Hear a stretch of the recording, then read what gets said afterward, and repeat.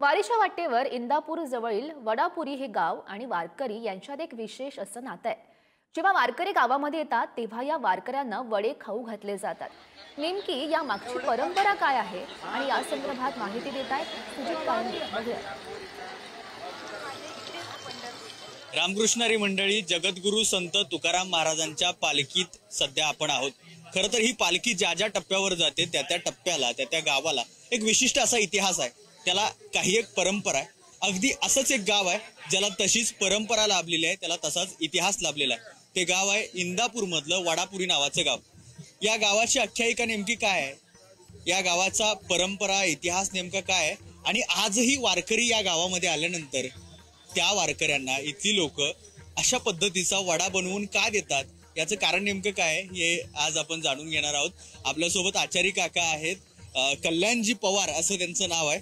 कल्याणजी, काय सांगाल, किती वर्ष झालं तुम्ही वारकऱ्यांसाठी हे वडे तळताय आणि जिथं आपण आहोत सध्या त्याची काय आख्यायिका आहे? हे वडापुरी गाव आम्ही 18 वर्ष झालं दिंडी चालू करून। दिंडी सोहळ्यात वडापुरी गाव हे आडवं येतं इंदापूरच्या अलीकडे 6 किलोमीटर अंतरावर। त्यानंतर होतं वडापुरी तर मच्छिंद्रनाथांनी गोरक्षनाथासाठी डोळा काढून दिला होता, त्या ह्या गावाचं नाव पडलं वडापुरी। असं एक 18 वर्ष झालं आम्ही ही परंपरा चालूच ठेवतो। डोळा का काढून दिला होता, याचं काय कारण? डोळा ही वडा म्हणजे भिक्षा मागत असताना वडा एका घरी वडा त्याला मिळाला, ती वडा चांगला झाला गुरु म्हणल्यानंतर, गुरु पुन्हा दुसरा एक वडा आणजा म्हणल्यानंतर ती व्यक्ती त्या घरी गेली, गोरक्षनाथ ह्याच्या बाईच्या घरी गेल्यानंतर ती म्हणली, तुझा गुरुवर एवढं प्रेम आहे तर तू डोळा काढून देशील का गुरुसाठी? त्यानं उजव्या हाताने डाव्या हाताने डोळा काढून दिला आणि उजव्या हातात वडा घेतला। त्या टायमाला गोरक्षनाथाकडे गेल्यानंतर गोरक्षनाथाला विचारलं मच्छिंद्रनाथांनी की बाबा हे असं का रक्त यायला लागलं? तर गोरक्षनाथ म्हणले, मी वड्यासाठी डोळा काढून दिला। मग तिथून ती ह्या गावाचं नाव पडलं वडापुरी। अगदी हे वडापुरी नावाचं जे गाव आहे त्या गावाचा इतिहास आणि त्याचबरोबर त्याची परंपरा ही इथपासूनची इथपर्यंतची आहे, ही फार महत्वाची आहे। वर्षोनवर्ष हा वडा तयार करणाऱ्या ज्या आपल्या माता भगिनी आहेत त्यांच्याशी सुद्धा आपण बोलण्याचा प्रयत्न करूया।